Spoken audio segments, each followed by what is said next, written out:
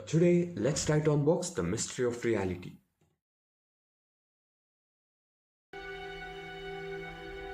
So, we all have learned the concept of dimensions in our schools, right? So, a straight line having only length is said to be in one dimension. So, it can move either left or right. And an object in the world having only length and breadth is said to be in two dimensions. It can move either up or down, left or right.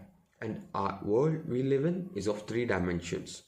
It has length, breadth, and height, with x, y, and z as its coordinates. So we can move either up or down, left or right, front or back. So now let's get into some work. This is a straight line in one dimension. Now this can also be written by arranging a set of dots close enough to make them appear like a straight line. Moving on, a square in two dimension can also be represented by arranging a series of dots close enough to make them appear like a square. Now let me show you another video.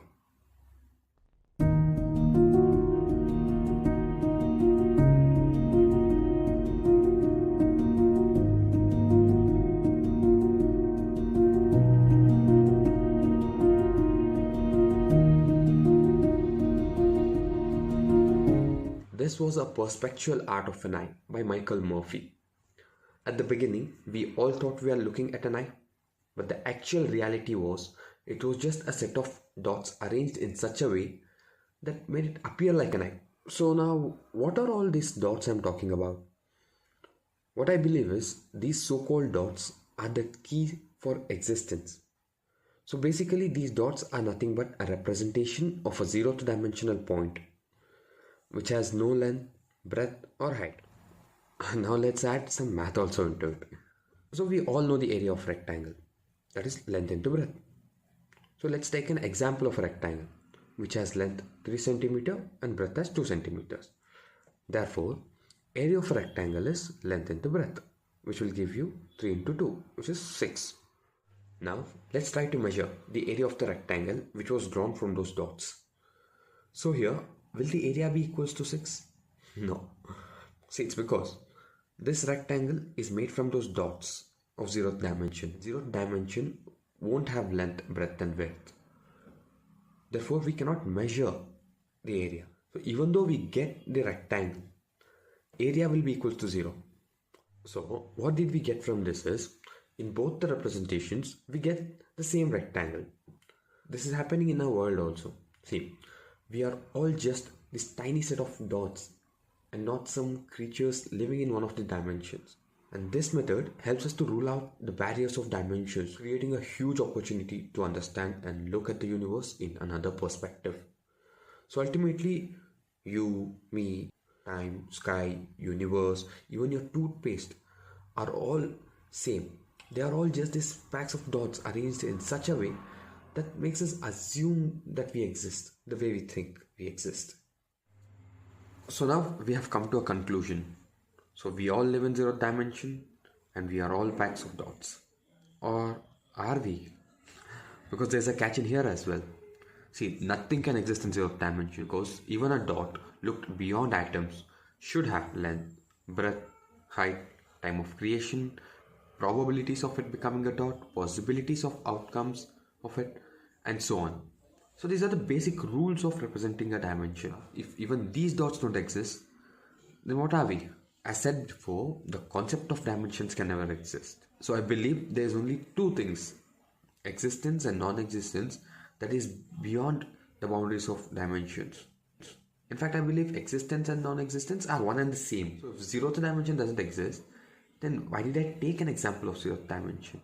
If so, why is it so important? Why is it so powerful to create this existence? We all have played with water guns in our childhood, right? So water in the bucket will be stagnant, doing nothing. But when you suck the water into the gun and splash it out in space, the water in the gun is pushed out and starts spreading everywhere randomly in smaller, larger packs. And this is how, according to me, even our universe came into existence. So my theory of creation goes like this. Energy was in its purest form in a state of equilibrium, and all of a sudden energy was sucked and pushed out from nowhere. the distorted energy started settling in different places, forming individual, smaller, and larger packs. Based on these distributions, slowly nebulae, galaxies started to form, planets came into existence, ultimately we all. So the trigger point that made this to happen is that dot. We'll talk more about this dot in a while. So I believe this was a push theory rather than a bang. So now let me get a bit deeper. Scientists believe that we are all made up of atoms, right? Then what are these atoms made up of? We all know one of the most mysterious things in the universe are black holes. So what are these black holes? A black hole, in simple terms, is nothing but a remaining of a dead star, which is so powerful that even light cannot escape its gravitational pull. Now, the question is, where is this observed material or matter going? There are multiple theories that revolve around black holes, such as they are gateway to multiverse, they are a way to time travel, and so on.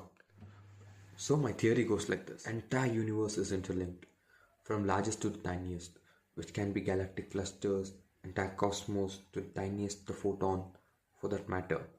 Everything is linked, and the basic source of everything is one and the same, the purest form of energy. See, according to me, there are two types of energies.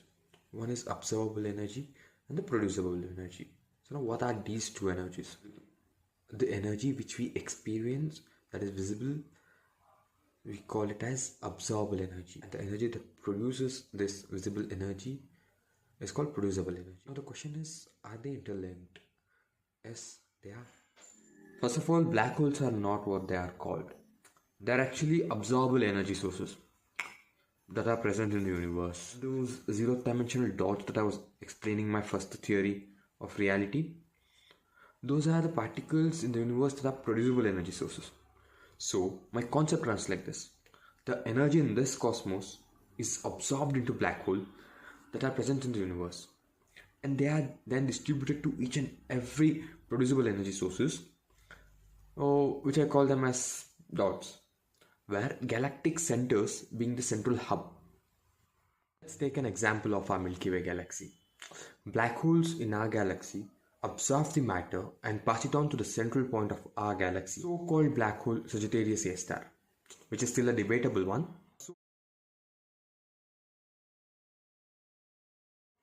But then that matter is converted into producible energy and it is transferred to each and every particle in the galaxy using these dots of zeroth dimension, creating this existence in the universe. The simplest example that I can give is our heart. Consider blood as this energy. Blood gets pumped out of our heart and it moves to each and every part of our body, keeping us alive. And again, this blood is pulled back to heart to get purified and moves out of it to keep us alive. But this is how our universe also works. Our universe also has a center, which is the main hub. Black holes in the universe outside the galaxies absorb the energy that passes nearby them, sends it to the central hub, which converts that energy into producible energy, and that energy is being distributed everywhere, which is keeping this universe alive. If this theory is true, man, we can accomplish things way beyond our imagination. Firstly, since everything in this universe is interlinked and connected, if we somehow come up with a technology, we can get anything transported anywhere we want in this universe. Secondly, since energy is being exchanged continuously, if we manage to get hold of this flow, we can channelize it and get unlimited source of energy and do whatnot. Wonders and disasters will be in our hands. We can get anything in this universe at a snap of our fingers. I know it sounds completely fictional, but just think over it. It might be real. So let's summarize what we have learned. Universe is illusion. We exist and don't exist at the same time. Everything comes and goes back to the same point. The source of creation and the existence is a form of pure energy. That energy is present from the tiniest to the cosmos, and that is what is running this universe. I think I have heard these things somewhere. Oh man, the energy what I'm talking about is what you people call as God, right? How? Just try to put God instead of the energy that I've been talking about. We'll get most of the answers. So, did I scientifically prove God? There's a saying by Albert Einstein that if you can't explain it to a 6-year-old, then you don't understand it yourself. So, I have tried my best to explain these complicated concepts in a simplest way possible using my theories. So, hope this was helpful.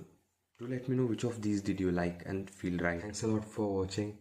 In the next video, I would like to talk about your God. So if you have any questions that you have to ask your God that is related to God, do let me know. I'll try to get it answered. Thank you.